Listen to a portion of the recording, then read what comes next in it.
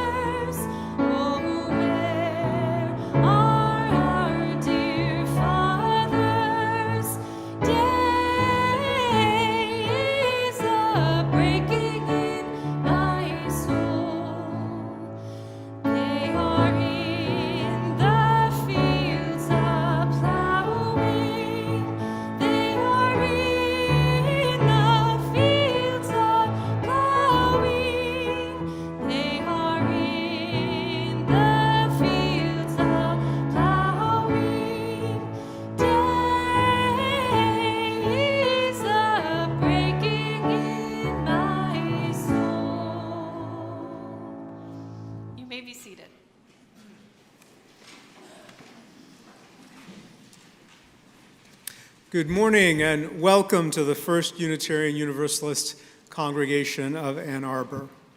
If you're newer to our community or we haven't had a chance to meet yet, I'm the Reverend Manish Mishra-Marzetti, serving our congregation as senior minister. It's my privilege to welcome you on behalf of myself and our chancel team today. Whether you're joining us here in person in our sanctuary, live streaming from home, or watching on demand at a later time, it is good that we have chosen to be together in community this Sunday. As many of us know, our congregation has been meeting continuously here in the city of Ann Arbor since 1865, helping bring alive a vision of a free and liberal faith, one in which each of us is able to explore and discover what it means to be human as we support one another on that very human journey with our collective love and care. If you're a newcomer to us, we are glad that you've chosen to be together with us this morning. We hope that you'll find here a like-minded people, one who share your values and your commitment to bringing those values alive in the wider world. If you're a newcomer and are joining us in person in our sanctuary this morning, we invite you to join us as well following the conclusion of this Sunday's service in the Redmond Room, which is the first room to the left after you exit our sanctuary. In there will be members of our congregation who will be available to answer your questions about Unitarian Universalism and our congregation more specifically. If you're new and are joining us by live stream, we invite you to take a moment now to introduce yourself in the chat. Let us know where you're joining us from. We know that there'll be other members of our community there who will warmly welcome and greet you. If you're watching on demand at a later time in the week, please know that you can reach out to Reverend Mandy Beal, our acting coordinator of the membership journey, who can help orient you to our community, and or truly you can reach out to any member of our staff up to and including myself. Any of us would be happy to support you. We also additionally invite you to fill out a newcomer survey, which is available at uuaa.org/newcomer survey. This will help us stay in touch with you and let you know about upcoming events in our congregation. A couple of announcements related to the week ahead. The first is that this upcoming Friday, April 11th, we'll have our once-a-month multi-generational Friday Fun Night. If you haven't been to one of these before, these are wonderful opportunities to connect with across all the ages that exist in our congregation. This upcoming Friday will be a particular celebration for Earth Day weekend. It will include having breakfast for dinner, and it'll include a showing of the critically acclaimed movie, The Wild Robot, for all ages. In addition, a week from today, so next Sunday, we will engage in our Earth Day Sunday service, of which Dirt Communion will be a part. And if you've participated in this ceremony previously, you know that we invite you to bring a small amount of dirt from your backyard, front yard, where someplace that matters and is important to you, to the congregation with you that Sunday, and that can be part of your contribution to the Dirt Communion. I also want to share a little bit of exciting news on behalf of the staff team. Our staff member, Reverend Mandy Beal, and partner Jesse, just on Friday, have welcomed a new baby into their lives, baby Octavia.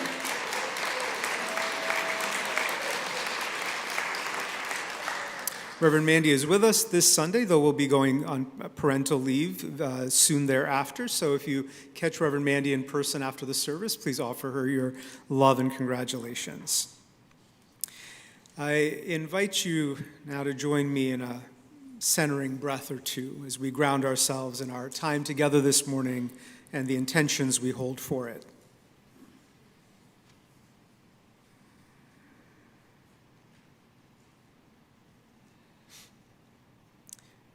In recent weeks, we have been bombarded with messaging around how our nation and its perceived or potential needs come before everything and everyone else on the planet. It can be hard being present to such relatively narrow and fear-based thinking about what it means to be human. And we know many from this community and across the nation and even world were out protesting against this kind of thinking just yesterday. So this Sunday, today, now, we take some time to reflect on honoring the spark of light, the spark of life and love that exists within each and every one of us. What might it mean to truly honor the dignity of each and every person? Supporting us in reflection today is a dear colleague of both Reverend Theresa and myself. We are joined in worship today by special guest Jay Starr, who is a Muslim American local religious leader. A graduate of Hartford Seminary, Jay works at Michigan Medicine as a staff chaplain. She is also facilitator with the Alternatives to Violence Global Peace Movement. Would you please join me in giving a warm UUAA welcome to Jay Starr.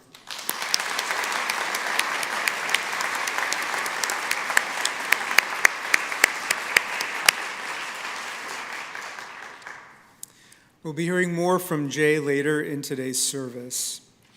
For now, I invite you to find a place of centering and grounding in your heart as we move more deeply into our time together today. And as we do, I offer these words which draw on the writings of Albert Schweitzer. At times, our own light goes out or grows dim and is in need of rekindling by the spark from another. Here, we gather for worship, knowing that the spark of our life and love is greeted and welcomed by the spark of so many others. It's in this spirit that we gather this Sunday. We are gathered for worship.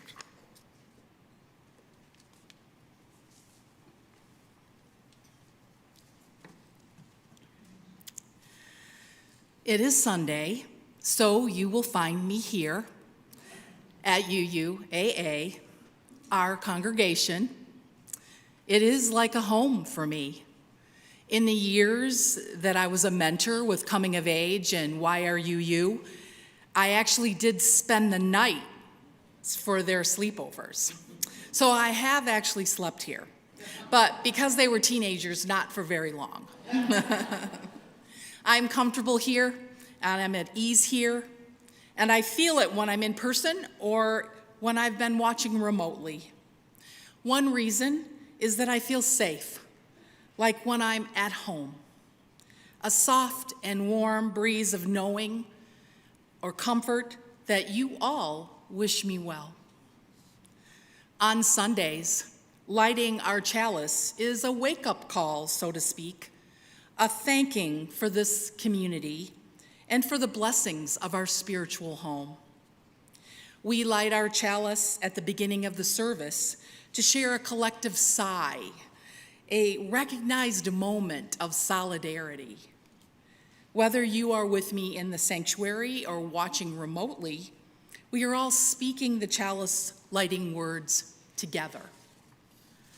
This morning, I asked Reverend Manish to come up and light our chalice.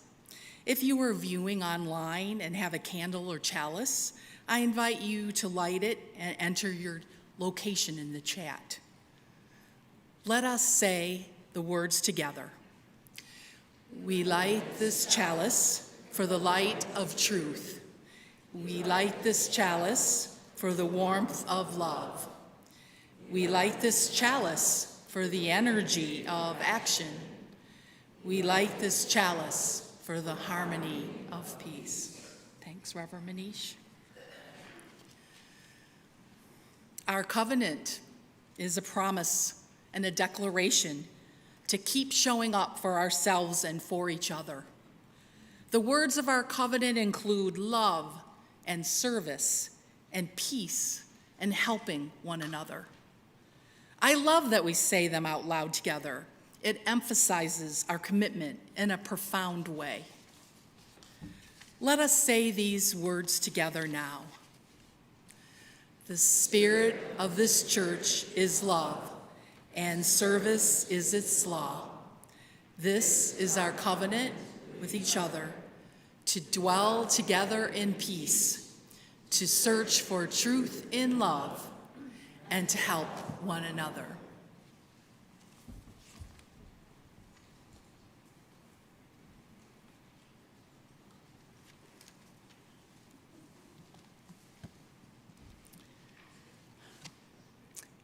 Are there days when you just feel like you are falling apart? You can't keep it together? You doubt everything about yourself, and that little self-critic voice inside just keeps getting louder? I'm guessing the answer is maybe yes. This happens to us all. It even can happen to a taco. And we're going to see if we can find out if taco can overcome this pressure to be perfect. Our story today is Taco Falls Apart by Brenda Miles, illustrated by Monica Filipina.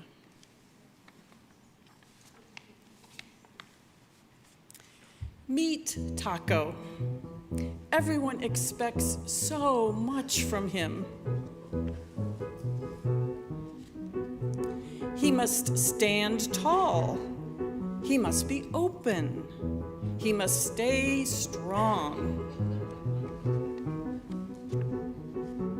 But one day, Taco hit his breaking point.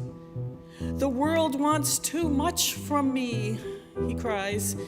Taco cracks, tips over, and falls apart. Oh Oh no, what's wrong? What's happening? I think I'm terrible at being a taco. I feel terrible, and everything I do is terrible. I can't even stand up or keep it together. I'm done. This is awful, says the avocado. The beans gasp. The onions form a ring and start crying. Enough. Taco, you can change all this, says Nacho. Once you know about think, feel, do. You said it yourself, says Nacho. You think you are terrible, so you feel terrible. And now you won't do anything. And that's terrible. That's loopy, says the lettuce. I feel dizzy, says Taco. Shake things up, Taco, says the salt. If you change what you think, then what you feel and what you do will change too. Yippee! But how? Asks Taco. Think about what makes you terrific, says Nacho, and you'll feel better. We think about being crisp instead of wilty, says the lettuce. I'm sour, says the sour cream, but I add terrific flavor.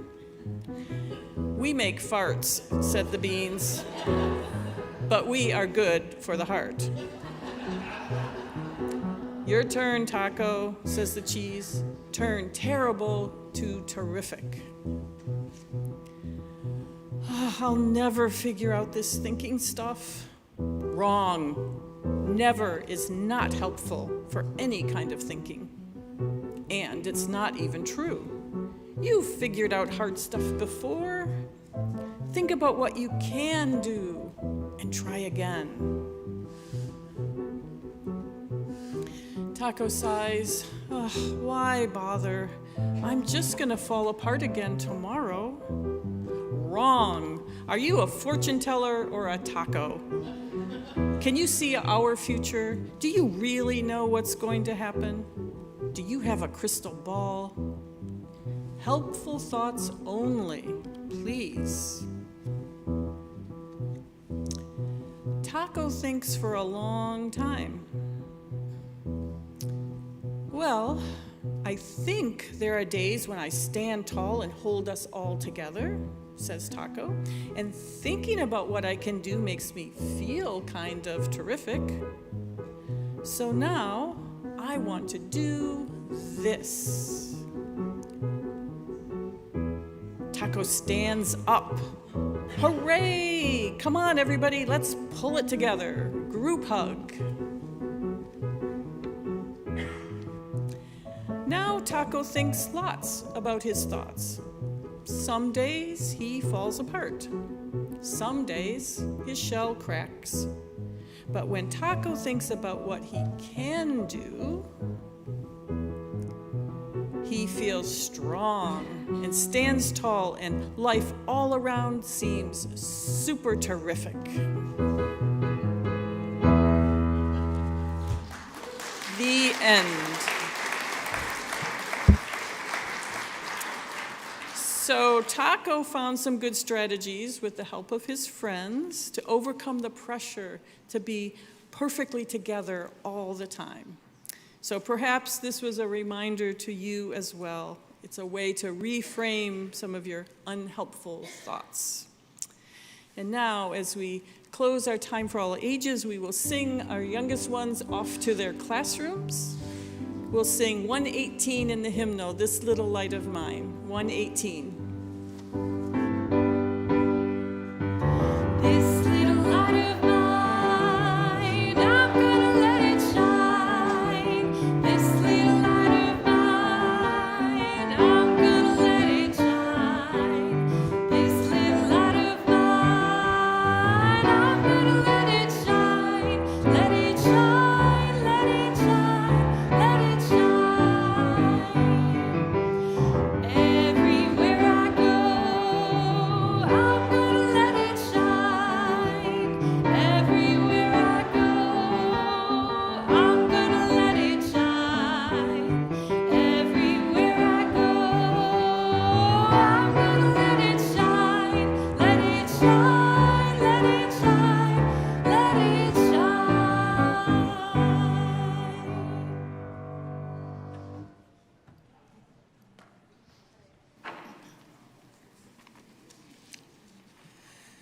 This month, we are sharing our collection with an amazing nonprofit, House into Home, which is doing essential social justice work.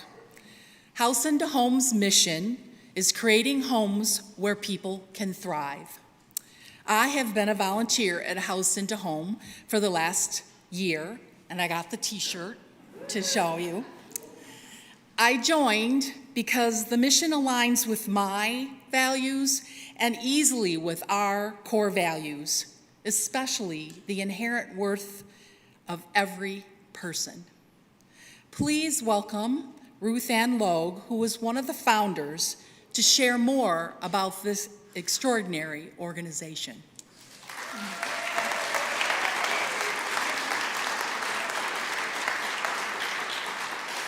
Thank you so much. Thank you, Lee, for being such a crucial part of what the work that House into Home is doing.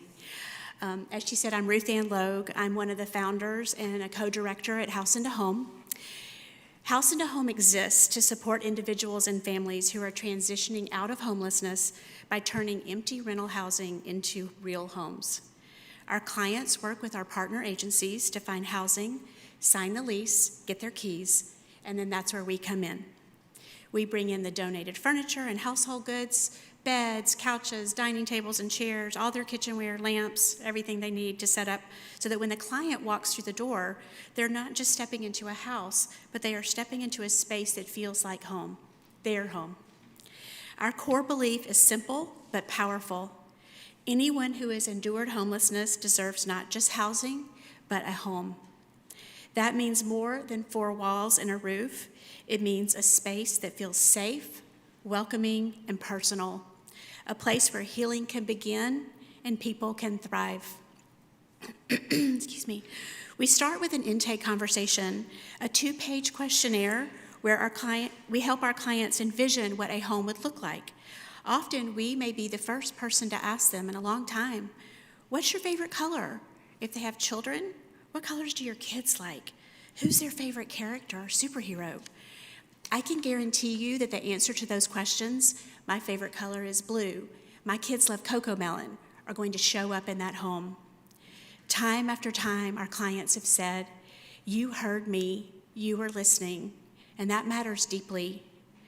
We work closely with 50 agencies in Washtenaw County, Avalon Housing, Alpha House, Safe House, Jewish Family Services, agencies that are helping foster youth when they age out, returning citizens coming out of incarceration. And we assist those clients who are making that transition from homelessness into housing. Our first year, 2019, we furnished 31 homes. Last year, we furnished 424.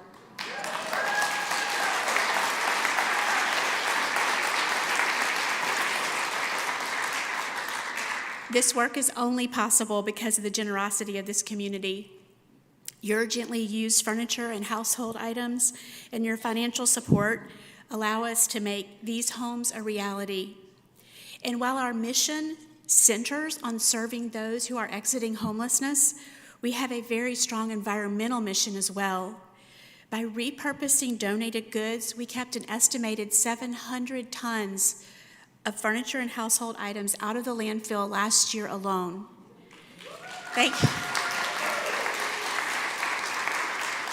Thank you so much for allowing me to share a bit of our story. There's lots of things I didn't have time to share, but I will be at the table in the social hall after the service and would love to talk to anybody who would want more information. Thank you so much.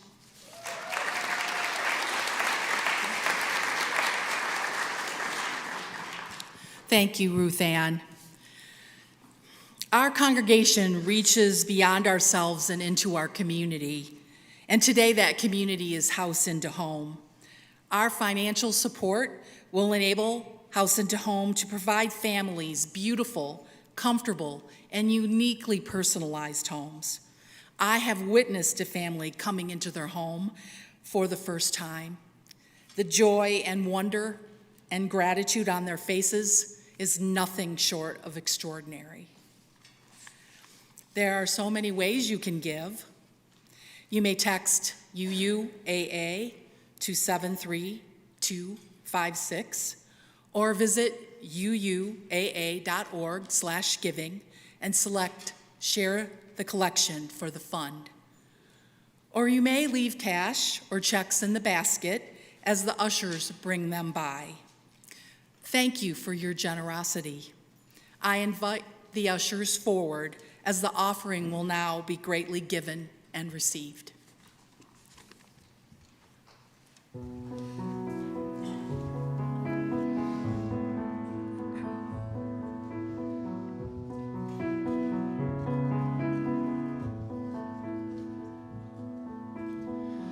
I could find the whole meaning of life in those sad eyes. They've seen things that they never quite say, but I hear. Come out of hiding, I'm right here beside you. And I'll stay there as long as you let me. Because you matter to me. Simple and plain and not much to ask from somebody. You matter to me. I promise you do. You matter too. I promise you do.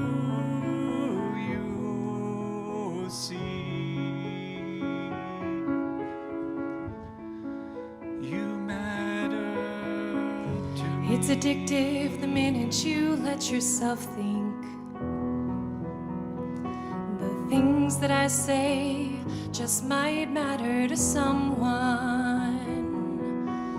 All of this time I've been keeping my mind on the running away. And for the first time, I think I'd consider the stay. Because you matter.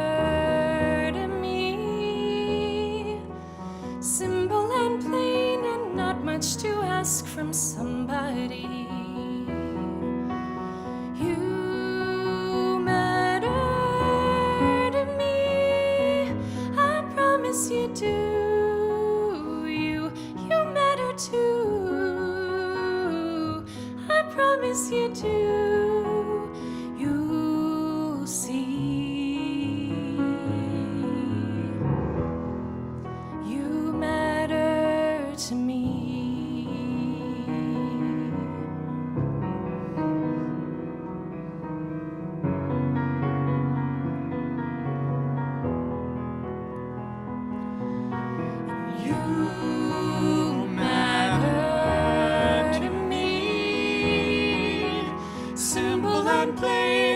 Much to ask from somebody.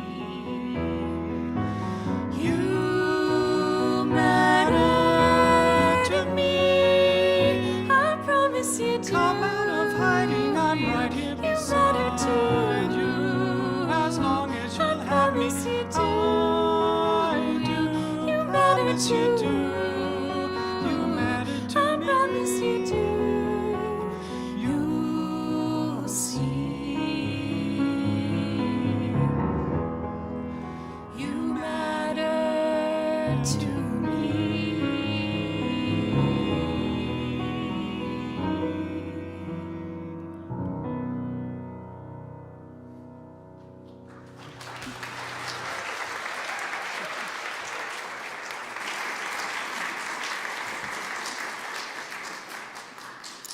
Thank you, Laura and Scott and Allison. That was beautiful.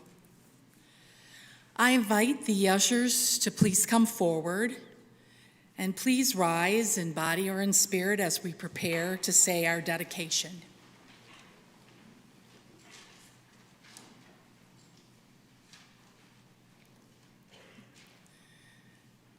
Together, let us say, to the work of this congregation, which is weaving a tapestry of love and action, we dedicate our lives, and these are offerings. Thank you. Please be seated.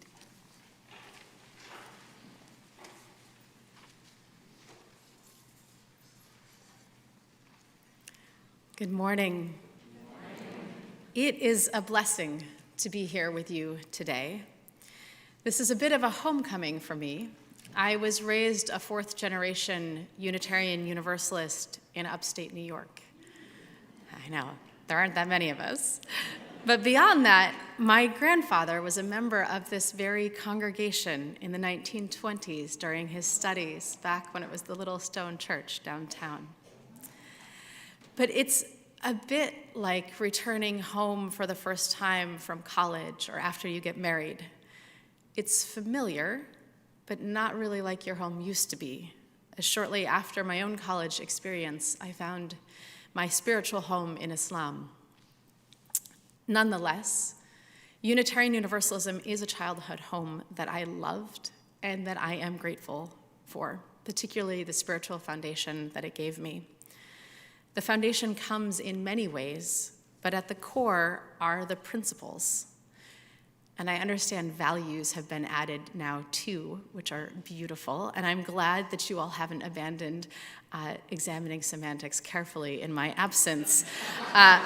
I will say we had a little bit of confusion around the first service, and so in some places I may accidentally slip up and call them values, but please hear principles in your head. They're all beautiful. For those of you who are guests, they've got a wonderful brochure right here. There's even a great acronym that goes, of course, with the values, and they're all beautiful and wonderful. So Reverend Manish had asked me originally to speak about Islam when he invited me. But lately, I have been thinking a lot about what y'all have to offer the world, and particularly the growing population of nuns with these valuables and these principles. Despite my best effort, God can be a little bit of a hard sell to the atheist on the street corner, and particularly if it's a corner in Ann Arbor. But as a chaplain, I believe that people benefit from spiritual practices and spiritual community, even broadly defined. And engaging with the UU values as a spiritual practice, offers what I think might be an appealing vessel for many. And unlike some of the religious values that are being touted in the world right now, yours are pretty hard to manipulate. So allow me to make a pitch. Yes, we can. In particular, I have been thinking about the first principle, the inherent worth and dignity of all people, and its relationship to the sixth. That, if you need a reminder, is the goal of world community with peace, liberty, and justice for all. I believe that the first is critical to achieving the sixth and urgently essential in this moment we are living in. Now, as a Muslim, I believe that we have been endowed by God with worth and dignity simply by being created, but additionally, that we've been created with uniqueness, which we are called upon to use as the appointed caretakers of the world. It can be hard to see these blessings in a capitalist culture that is constantly telling us that we don't have enough, and therefore we fundamentally aren't enough. Like taco, it's enough to make us all fall apart. I have a personal spiritual practice to mitigate this that I learned through the Alternatives to Violence project. Let me say, after that taco story, I was like, I'm just gonna pack up and go home. Y'all don't need me. Like, you got this. But I wanna share this with you. The Alternatives to Violence project is a movement that was developed by civil rights and anti-Vietnam war activists during the 1970s, many of whom were incarcerated during its inception. AVP recognizes that violence is born out of unhealed wounds, and that the ability to affirm self and others is a tool for healing the wounds and transforming power in positive ways. I could tell you about it, but I think it would be more meaningful for you to actually experience it. I also realized that coffee hour is after, and yesterday was a busy day for many of those working to salvage our democracy. So if you're feeling a little bit introverted and you're not quite ready to engage in this activity with a partner, we have paper and pencils. I'm going to give to Reverend Manish. The people are welcome to get. But hold up, I don't want to get too far ahead of myself. For those of you who are on on live stream, you can use the chat feature for a group conversation. But for those of you who are in the room and are up for some affirming connection, I'm going to ask you to find a partner, somebody close by for the sake of time, quickly and quietly. Make eye contact, give a thumbs up, nod. If you're introverted and you're like, no, I don't want one, it's okay. You can tell them no. All right, I see. We've got one up here who needs a partner. All right. Anyone else? Everybody got one who wants one? Okay, so here's, don't get too far ahead of me yet. Hang on. All you got to do right now is find someone. Okay, so here's the practice. With your partner, are we good? Awesome. All right. With your partner, one of you is going to speak for 2 minutes, naming affirmation of yourself. And the other is going to practice showing the speaker how much they matter to you, just like our song said, with your whole self, but not using any words. I'll give you a time check, and then we'll swap partners. If somebody, like Taco, is struggling, it's okay. Sometimes people need a little silence to begin to be able to find the light in the darkness. So just hold that space for them. Okay, introverts, you're going to now need to decide if 4 minutes of self-affirmation feels scarier than 2 with a partner. And if you want to swap, now's your chance. I hear there might be somebody up here needing somebody. Okay, virtual folks, you're going to use the first 2 minutes to type without sending. And then when I call time swap, you can all push send and take the next 2 minutes to read. Okay, we got it? Anyone need paper? Good? Okay. So before we begin, I want to say that an affirmation is a concrete, specific statement about strengths, gifts, and positive characteristics. There are no caveats, no buts in this activity. None of us are perfect. We are all a work in progress, but today we are just going to practice affirmation. Okay, so go ahead and decide who's going to start first. All right. So one is speaking and one is listening. Go ahead and begin. Affirmation.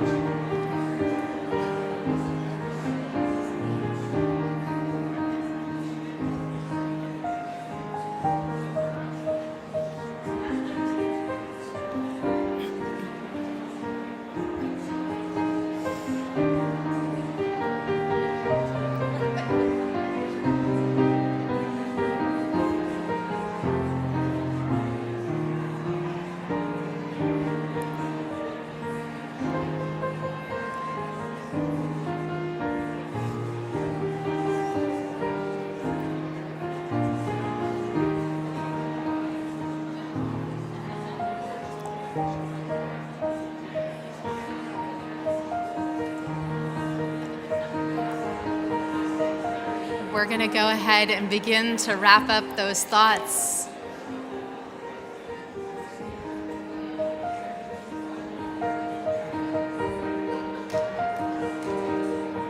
Almost. Not.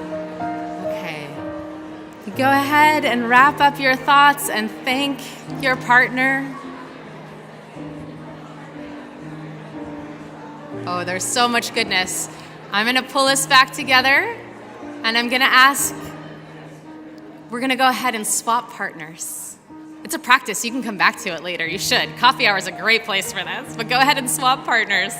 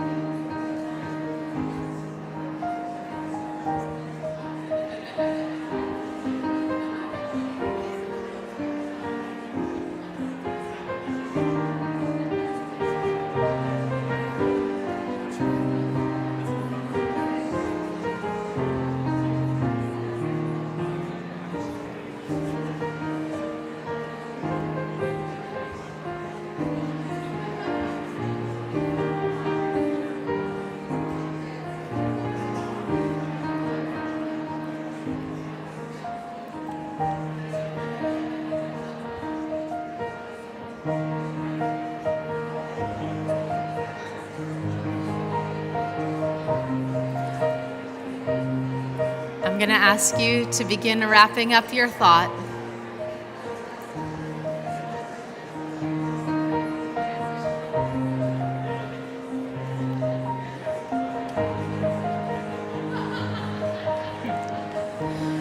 As you wrap up your thought, thank your partner.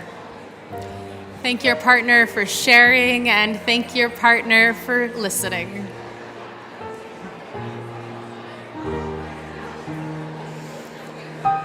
Wow. Can you feel that goodness in the air?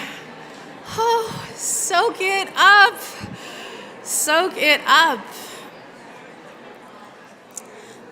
Feel your body for a moment. I hope that you feel a little bit lighter. I also want to acknowledge that for some people, this is a really difficult activity. There's so much brokenness in this culture that we live in. Those wounds run deep. But I invite you to keep practicing. Like a taco, may you find those affirmations for yourself. Usually in the workshops, we then form quads, and partners introduce their partner with their affirmations to the new pair so that you get to reprocess how you are hearing things. So during coffee hour, I will give you that because there are a few other things I'm going to try to fit in this morning. The movements that are going to get us to achieving the peace are going to need a lot. And friends, you need to be able to name and affirm what you have to offer, regardless of where you believe these come from. We need introverts and extroverts, artists and speakers, tech support, good food and hugs, both physical and metaphorical, joy and rituals to sustain us, and so much more. You are enough, and you are an important piece of this puzzle. This is a spiritual practice. There is not room for arrogance in this. Arrogance is born out of brokenness. It is a maladaptive response when one chooses to run from the pain that healing would require them to walk through. So what does it mean to practice honoring the worth and dignity of everyone and to love in this moment? And why do I think it's so important for you to share? Well, first, let me say that without it, I don't believe we can salvage our democracy, let alone manifest the goal of world peace. It's fundamentally a strategic decision. For me, I've got to do it if I want to improve my chances of getting to paradise. But the right thing to do aside, I think it's also a winning strategy, even for those of you who believe that you cease to exist after death. Pointing fingers doesn't usually do much good. But the adage about when you point at someone else, there's always 3 fingers pointing back at you, bears lifting up. You all know this, right? You point, you get 3 fingers coming back at. Now, excuse me for stereotyping, and I understand we have some guests from the University of Michigan today, so I won't put you in this bucket. But I'm going to assume, unless there's been a radical change since I left the church, that most of you fit in the left bucket. Okay? Now, not everybody in the left bucket is guilty, but surely many of us, myself included, bear some responsibility for engaging in or simply allowing the dignity and worth to be decentered over the past few years. Take, for example, some of the jokes that come at the expense of our fellow Americans on the right. The cost of that expense is what we have to grapple with now, and it turns out it's not cheap. Hurt people will hurt other people. In my house, we don't talk about bad guys. My husband works in the prison, and I have got a very gender-typical 7-year-old boy, so there's a lot of societal pressure to frame things around the good guys and the bad guys. But my husband is also a chaplain, so we practice talking about people who did bad things. And because we believe through our God-centered framework in the worth and dignity of every person, we believe that healing is enabled by love and that a return to goodness can be facilitated. Now, I want to be clear. This offering of love and the honoring of worth and dignity doesn't turn a blind eye to injustice. It does not leave the vulnerable unprotected. And this is where community is so important. Sikh peace activist Valerie Kerr writes in her book, See No Strangers, which I cannot strongly enough recommend. How many of you have read this? Oh, people, please. I'm going to return it to the library this afternoon and go get it. She writes in this book, See No Stranger, loving our opponents is hard. Revolutionary love is not about making martyrs of ourselves. Tending wounds is the practice of a community, not the sacrifice of an individual. Sometimes allies need to be the ones doing the heavy lifting. Gender-normative straight white people with a healthy sense of their own worth and dignity, free of arrogance, have one of the most important roles to play. You can go to places and talk to people in ways that so many others cannot.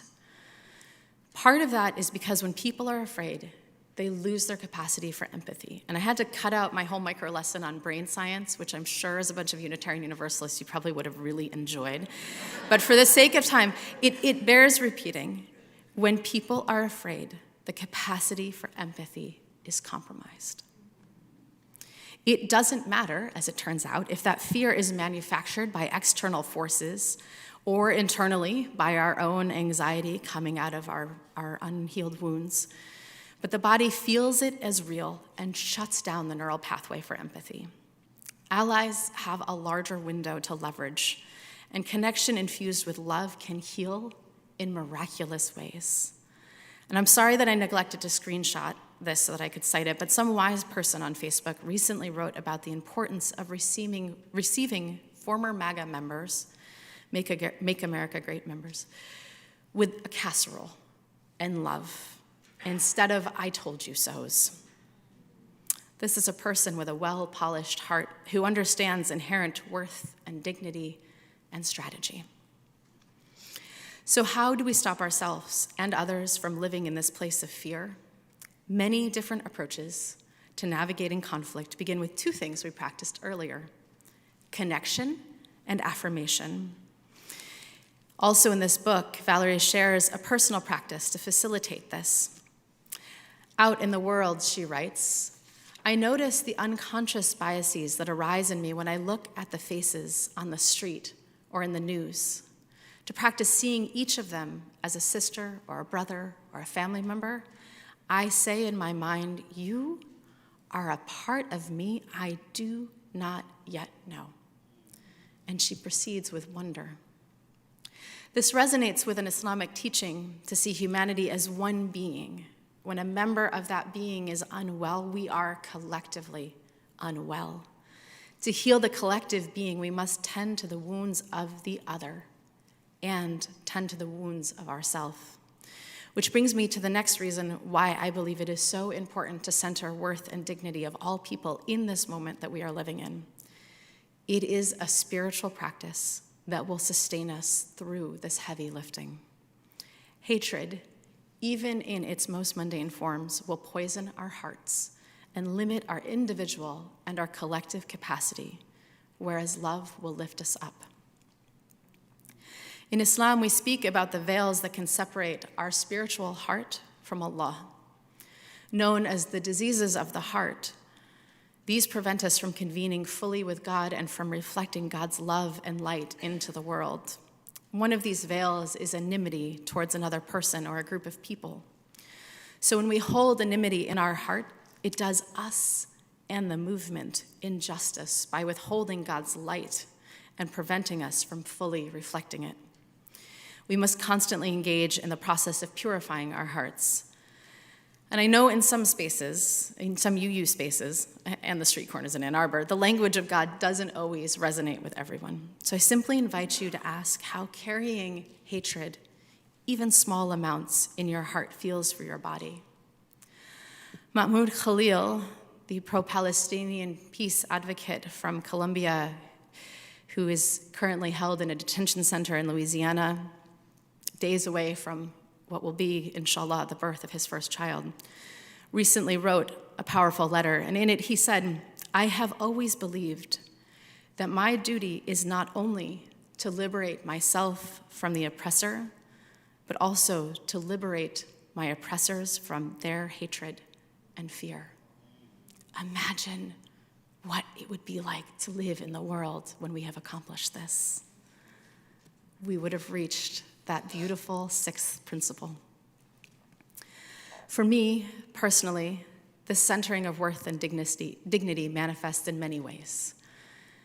Thanks to all of the fair trade hot chocolate I consumed as a good Unitarian Universalist church kid, I try to make sure that my shopping supports businesses and production processes that center worth and dignity when I have to buy stuff. Whenever possible, I opt for gifting and mutual aid economies. I don't just allow myself joy, I seek it out. And I make time for joy and time for grief healing when they're needed.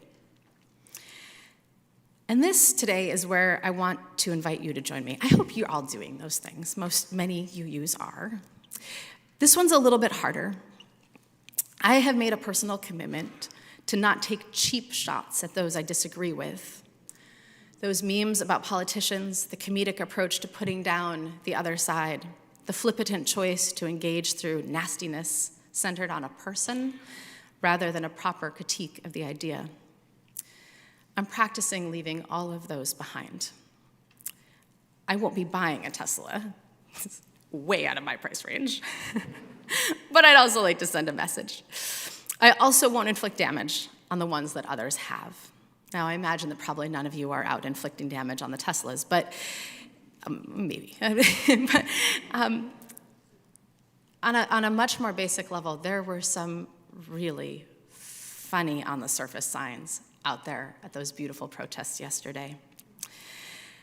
But I believe that this style of nastiness, which is as pervasive on the left as it is on the right, got us into this pickle. And that the pathway out will disappear into the shadows unless we commit to centering the worth and dignity of every person, and we let those principles light the way. If you will allow me an adaptation of John 14 from the Bible, I believe honoring the inherent worth and dignity is the way movements for peace and justice need to center. That their existence is the truth we must lift up, that our lives will be enriched by doing so, and that no one will come to true peace except through this. So in the street corner, I'm going to keep working on the call to Islam, but please lift up the blessings that you beautiful Unitarian Universalists have to offer. Let the principles guide and encourage your engagement, center worth and dignity. Know that you have something magnificent that the world is literally starving for, and share it generously. Basically, I'm begging you to go out and proselytize. And for those of you who can take it safely to rural America, please do so. The rest of us need your help, and we'll keep doing the work on the home front. I invite you to rise in song to sing one of my favorite Rumi poems, Come, Come, Whoever You Are, which is number 118 in the hymnal.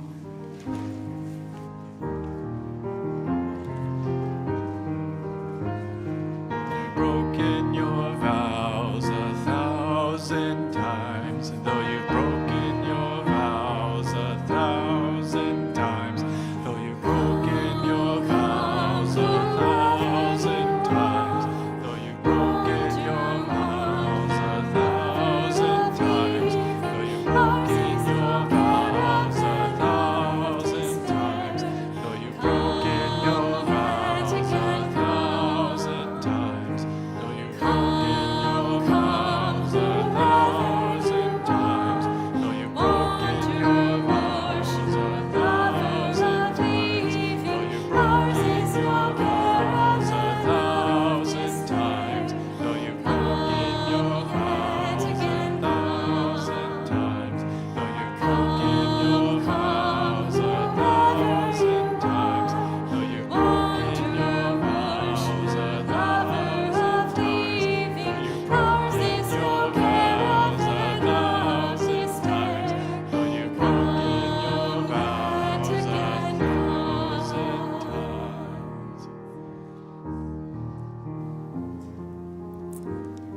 leave you with the wise words of Unitarian Universalist Mark Bellantini.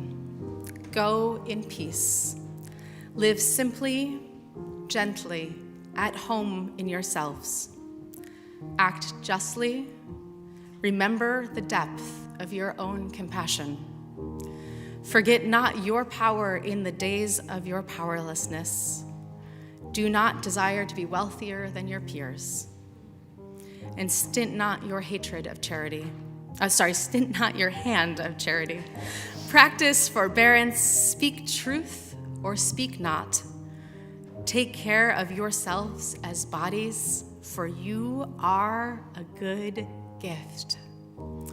Crave peace for all people in the world, beginning with yourselves, and go as you go with the dream of that peace alive in your heart. Amen and blessed be.